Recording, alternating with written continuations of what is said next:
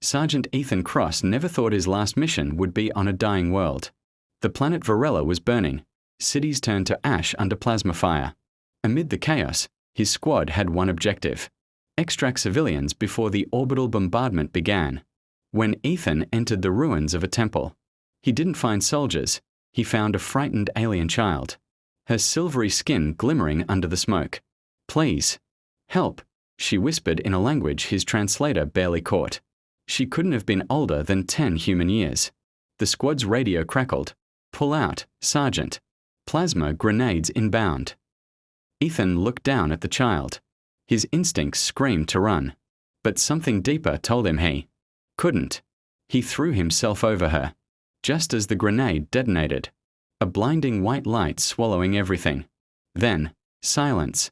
When Ethan awoke, the battlefield was gone. He lay in a crater, the ground molten, his body somehow untouched. But his uniform had vanished, replaced by dark, metallic armor that pulsed with light. It wasn't made by humans. Unit bonded. A mechanical voice echoed in his head. Guardian protocol activated. Ethan staggered up. The alien child stood nearby, staring wide-eyed. "It chose you," she whispered.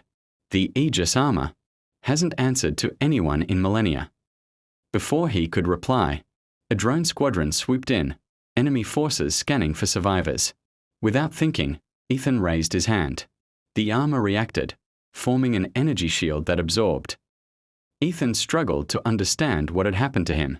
Every step he took, the armor shifted like liquid metal, adapting to his movements, responding to his thoughts before he could act. It was as if it knew what he needed before he did. The alien child followed silently, her eyes glowing faintly in the dim light of the burning horizon. When they stopped beside a fallen transport ship, she finally spoke. "The armor you wear, it's called the Aegis. It was made by my ancestors to protect life, but it chooses its bearer. It chose you." Ethan frowned. "Why me? I'm just a soldier." The girl tilted her head, almost smiling. "Because you shielded me when the universe would have let me die." He didn't know how to respond.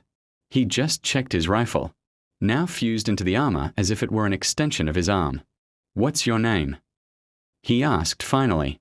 "Lyra," she replied softly. "And the ones chasing us, they won't stop. They want the Aegis. They'll burn everything to get it." Before Ethan could ask more, the armor's voice returned, calm but urgent. "Multiple hostiles inbound. Engage or evade." Ethan glanced at Lyra. "We can't fight a whole army." The armor pulsed with light. "Evacuation route calculated. Follow the child's coordinates." Lyra's small hand touched his armored glove.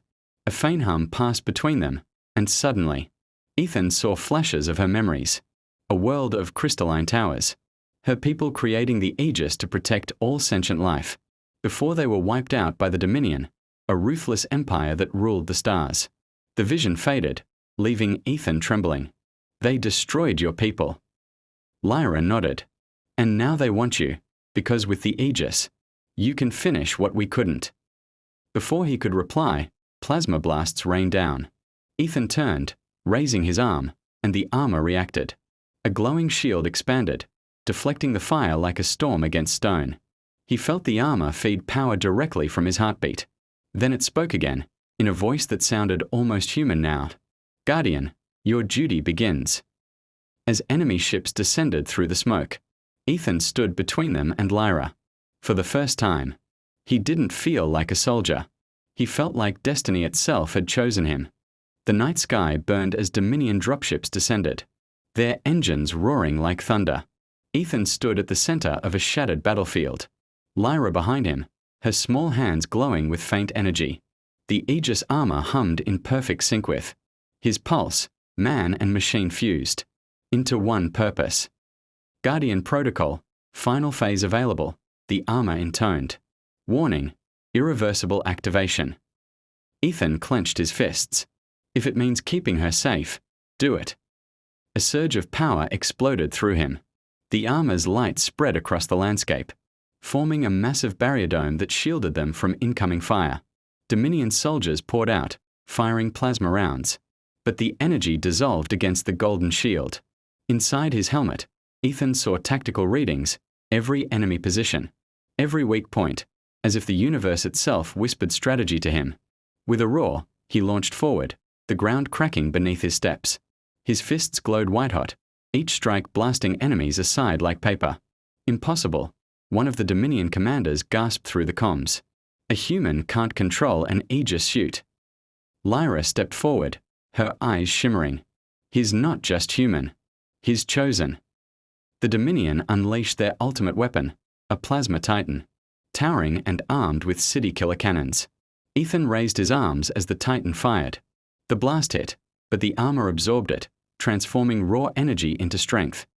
Energy capacity, 200%, the armor reported. Initiate counterstrike. Ethan smirked. Let's end this. The armor's wings unfolded, pure energy arcs forming like twin blades. Ethan leapt high, slicing through the Titan's core with a burst that lit the sky. When he landed, the battlefield fell silent. Smoke curled upward into the dawn light. Lyra ran to him, tears in her eyes. It's over.